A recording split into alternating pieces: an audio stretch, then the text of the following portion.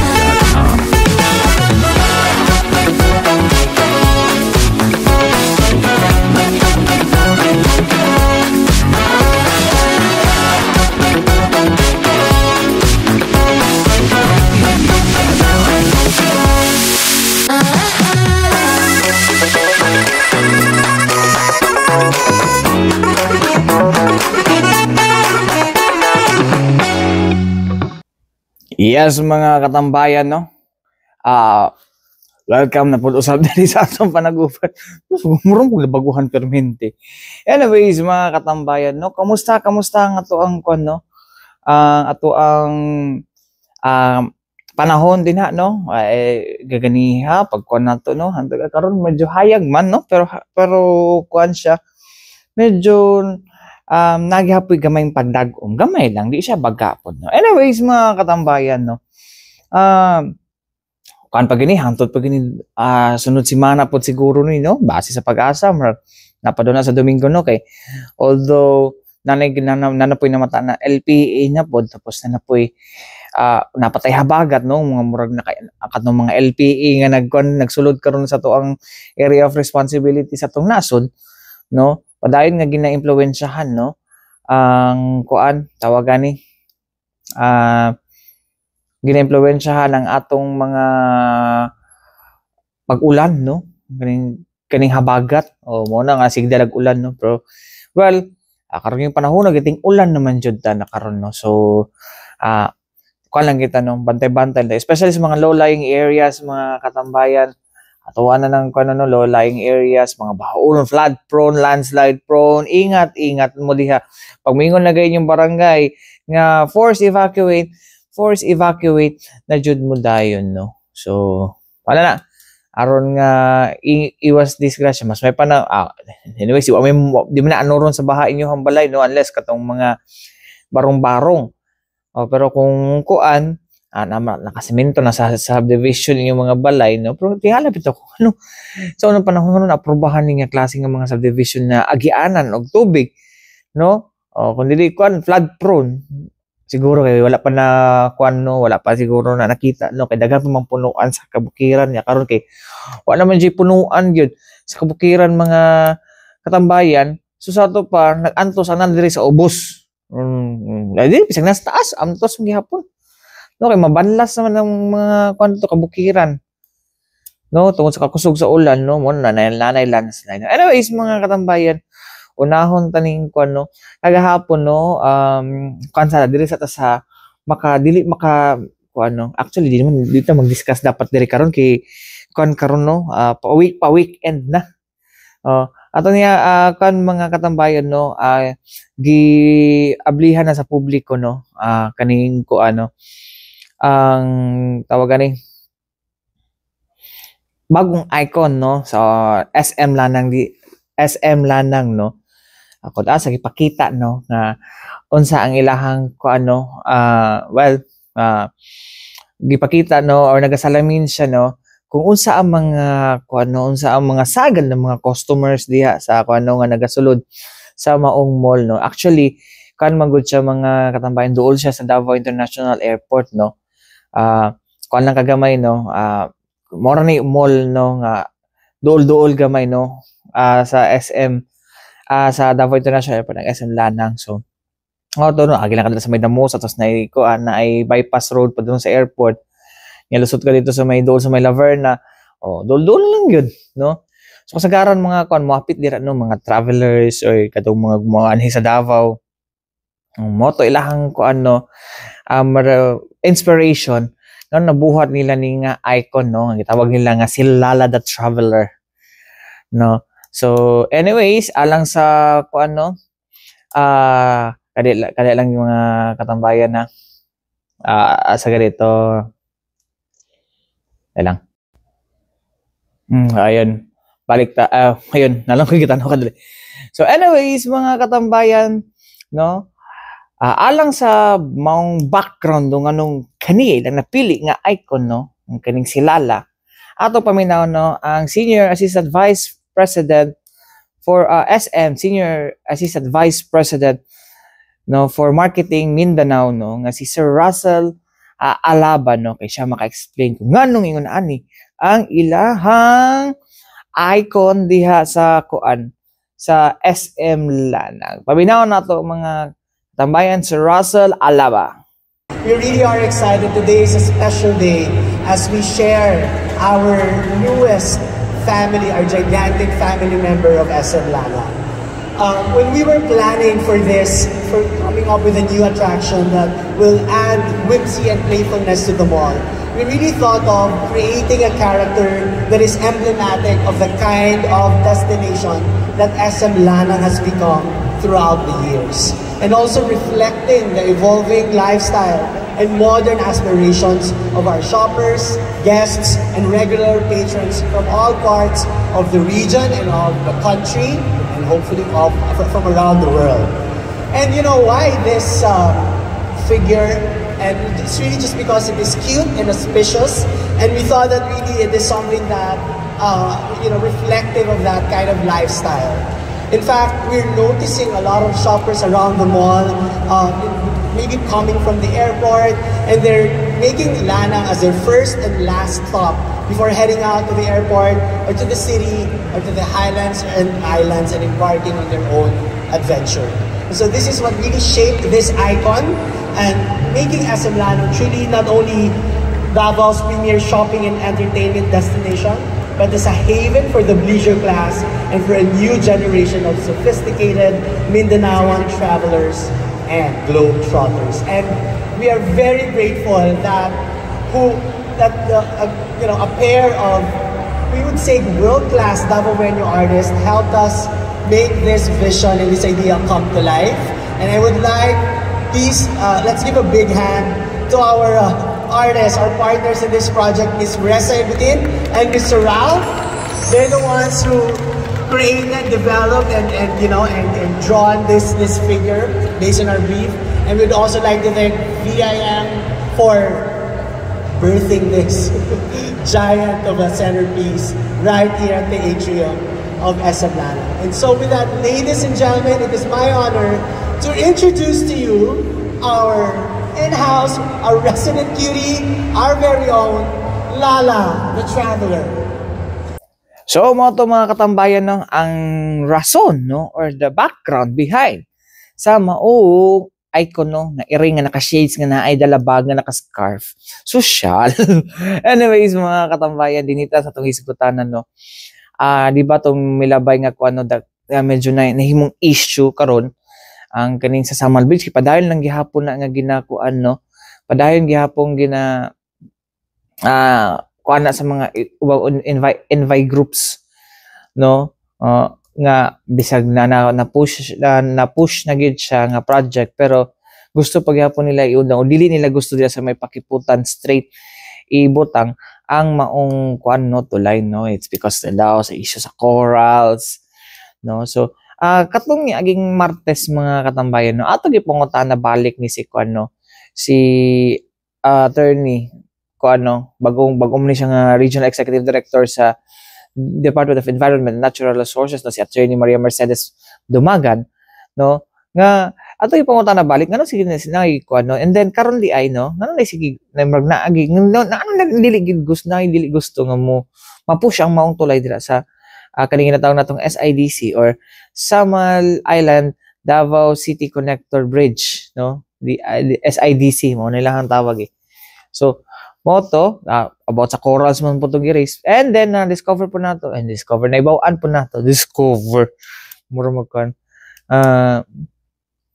kuan, mga katambayan, no, na naibawaan nato, no, nasayran nga padayon pa gihapon, no, pending pa gihapon ang petition no for temporary restraining order sa maong proyekto. So kung yun ana ang kan man din no parang dagan, so na po siya explanation with regards sa katong ginabuhat nila nga test no about sa kaning mga corals diha allegedly nga maapektuhan sa maong proyekto. Anyways, mga katambayan na maglangan ato na paminaw no ang Regional Executive Director sa Department of Environment and Natural Resources 11 nga si Attorney Maria Mercedes Dumagan. Paminaw na to. Cannot really discuss the arguments that are already raised in the Supreme Court. We are still waiting for the decision. But we can say that just very recently, we conducted underwater assessment. No? We have coordinated with the multi-tripartite monitoring team because there is an MMT created purposely for the construction of the Samal Beach. And this is being chaired by the LGU Enro of Samal, of Igapos. And we have members, mga IPs and other government agencies. We are also a member of the DNR, the CENRO, and the EMB. So right now, they are still going to conduct the monitoring because I think the conduct of monitoring by the MMT is semi-annual. But with the pressing issues right now, they will be conducting it very soon. But on the part of the DNR, kami sa Conservation and Development Division, together with Centro Panabo, nag-conduct ng underwater assessment no, to check if it's an impact ato more on the corals. Based on the findings, there are still corals thriving even within the alignment of the bridge, no? While construction is being conducted. Although naay mga maigo-igo na gamay, but from the very start, we have been saying that the condition of the corals there are considered poor, no? Poor na ang kanyang category. So we are saying, and even during my presentation, we are saying that coral rehabilitation is possible. So that would be one of the mitigating measures and the rehabilitation measures that would be required sa proponent na DPWH after the construction of the bridge. No? So may na-damage, but they can rehabilitate. Nakita na mo earlier, it is possible. We have done it in Adicor Samal. We have done it in Mabini, Davao de Oro, and we have done it in the city of Mati, Davao Oriental.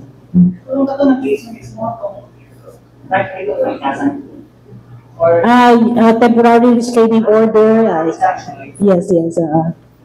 So mo to mga katambayan no, ang ang pahayag no, explanation ni Attorney Dumagan no with regards sa kaning SIDC or Samal Island Davao City Connector Bridge project no, o connector gina siya. But well, sumala pa sa gingon last time po no, last week ni birthday girl no, DOT 11 Regional Director Tanya Rabatan no, nga dako ang mamahimong contribution sa economic development no, dili lang sa Samal no, but also sa Davao City. Parang may konsyales ipadugdungog nga what if daw kuno ang tulay daw kuno mo hinungdan nga dili na mag-invest sa second district. Adlok man ka konsoy. Unsa may kon nga lahi man ang market dito sa Samal, lahi man pud ang market po diri sa Davao City. No? Diba? Relax lang cons. Relax lang. Anyways, mga katambayan, balik kita man lang sa mga importante pa inomdom ning atong sibianan. Yes, mga katambayan, balik kita dili sa to ang panag-uban karong adlaw no. Anyways, mga katambayan no, atong I think last Wednesday no naisgutan nato ning about sa kining no, mga resorts no, pero sa Marilog to. Pero karon no, general no, sa tibuok na ni no, sa tibuok Davao region kani mga resorts nga illegally nga nagakuan no sa mga protected areas no. Diakon man gunino na ukay nino katong hitabo sa Bohol nga UNESCO Heritage Site no nga sa may Chocolate Hills, pero kuan man good na drag to ba to, isa ka vlog man to. Pero ang kuan ani nagatrabaho na no gibutyag ni DNR 11 Regional Executive Director Attorney Maria Mercedes Dumagan no, nga daghan na nagnapasarado ang kuan, no. Actually di lang kuan sa kuan din siya sa Tibok Region, especially diya sa may Kapatagan area, no, nga nagkuan na po ng mga inland resorts diha, no. Daghan kaayo diha tingala ka, hala, kana na diri so una kay Camp Sabros naman ang naibawan. To latest ato that time kay si kuan katong sa kuan kay Sir Dizon. Oh, sa ganito nga kan Mirror kato na Mirror Lake. Lake Mirror Lake, mo to ilahang kuan. Limot ako si pangalan nato. Basta mora to ang mga medyo latest karon naghana na gid eh. Murag wow. Amazing. But anyway, so natapos na po, especially sa may Buda daghan na pud kaayo pud no diha. No, tingala ka tos na patoy gibanggit to isa ka intern sa kanu Mantalaan din hino nga katong dito sa may Buda. Actually daghan coffee shop dira sa may Buda gid no. Tuloy dira mo na ko ginaingon no, try boundary mangguna sila dira gud no. Try boundary. So kinahanglan nila nga kuno no. More lisod kay siya ikuan din no kay ang kuan mo sa closure gud ana kay ang mga local government units no. But anyways, ato anang kuno no pasadahan na nga kuan pahayag no gikan kang DNR 11 o Department of Environment and Natural Resources 11 Regional Executive Director nga si Attorney Maria Mercedes Dumagan no. Paminaw na to. Kasi 'di ba may mga vloggers lang kasi na nag-raise doon ano. Yes, so as an offshoot of the Chocolate Hills. So even before that, we have already been doing our enforcement activities, no? Even prior na nagputok na naka-issue na ni show cause orders to these existing facilities, we have issued notices of violation kung wala sila apply yung ECC. And we have issued cease and desist orders. Na namin napasarado even before, no? But after the siguro, can we just say, after the Senate inquiry, no, mas daghan pa ang ato ang na-issuehan og mga cease and desist orders, notices of violation, and ang ato ang mga show cause orders, no? I do not have the numbers right now, but we can provide you later.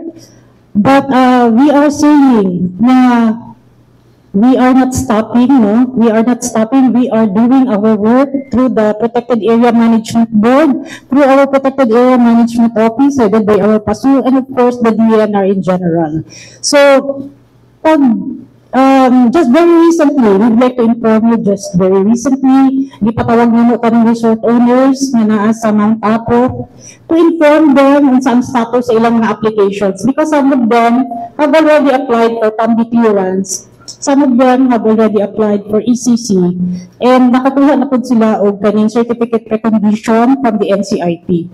So, kani siya, kung makompleto nila, we will endorse it for the issuance of SAPA. Katong ginaingon nato nga special agreement in protected area. Mao na dapat ang ginagamitan sa tanang nasa protected area, no? SAPA. Now, katong mga resorts nga who did not heed our mga patawag, medyo dahi, or kung wala gapon sila nag-apply for PAMB clearance, of course, we shall be filing cases against them. No? We have already, the PAMA have already sat down with our legal division, magki-case build up, no? In case na dahi gid gihapon. Because we have given them ample time to comply with the requirements. Just a follow-up question po. Since last April, yung sinabi ko na article na nabasa, it's also from Sunstar, DNR Secretary said that they don't have no intention to close the said resorts because they're actually also parang they also care for the people na nag-work sa mga establishments na doon. So since po meron kayo mga may pinapa-close ng resort doon, so ano po ba yung mga grounds na ano nila na violate nila in resulting po sa closure ng resorts nila po? Siguro the context, no, when our secretary mentioned now, I cannot remember if she said the resorts won't be closed. No, wala ko maalala. Pero definitely, pag ang resorts ay nasa strict protection zones, they have to demolish. If they don't self-demolish, then we can have them demolished. So we have already issued, for the CDOs, prior to April, we have issued mga 7 cease and desist orders already. And then, right now, it's already numbering 19 cease and desist orders. Nakapasarado na yung mga coffee shops, mga restaurants within street protection zones. Pero limited lang ang numbers actually within the SPZ. Mas dagang yun ang sa MUZ. No? Sa MUZ naman, because resorts naman are allowed within MUZ. Gusto lang na mag-apply lang unta sila kasi naman good sila sa area. No? Katumagahi lang, kato ang ato ang pasaraduan. And we will file cases. Sige po. In relation na lang din, like follow-up, since you mentioned coffee shop, so I think everyone seen on Facebook that Green Coffee opened their new branch sa Buda. So perhaps may comment po kayo nun kasi I think it's in the middle of the forest. Okay. Sa Buda na area, no? Buda naman is not a protected area, but we still have to comply with the requirements sa ating environmental impact assessment system, no? Under sa EMB, dapat pag-apply gihapon sila for ECC. If Myra or Mayat is aware of the green coffee in Buda? Actually, we are not aware of that, but it is one of the establishments na for survey for this year. Ongoing pa kasi yung survey natin, hindi pa natapos, and we have limited manpower to do the survey. So, all over the region, kakaunti lang po ang manpower ng EMB, but we are focusing on survey sa mga establishments that are not complying with the environmental laws. So, rest assured, aabot tayo dyan. So, hindi ka na makapagkape doon, sir. Thank you po. So, mga katambayan, no, ang pahayag ni Attorney Dumagan, no, with regards sa mga resorts na ginapang ginapang monitor sa atong DENR, no, mga establishments, no. Well, isa na sa mga no. Kung kita gusto na to no, tanaw na to nga wala gi permit gid or kuan. Pwede na to na i-report, pwede na ito na-report. No? Alam mo, kabalaka na, no? I-report na ninyo sa DNR. Kung may action, pwede ninyo ikon sa ARTA. Joke lang. So, for bitaw, muna siya ang mga proseso, no?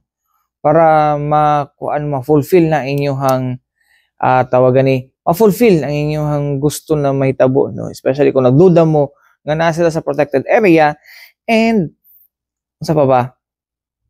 So, tawagan na gani, nasa sila sa protected area nga wala sila igo nga mga papeles o dokumento, no, para mahatagan og authorization nga mag-operate diha sa maong lugar. Anyways, mga katambayan, hantod sunod diha nang takutob, no, muna na naglangkob sa itong mga kundi kita magdugay, no, aron nga enjoy na to ang atong weekend. Hantod sunod po mga katambayan. Salamat. Ug mayong hapon, mabuhay ang bagong Pilipinas.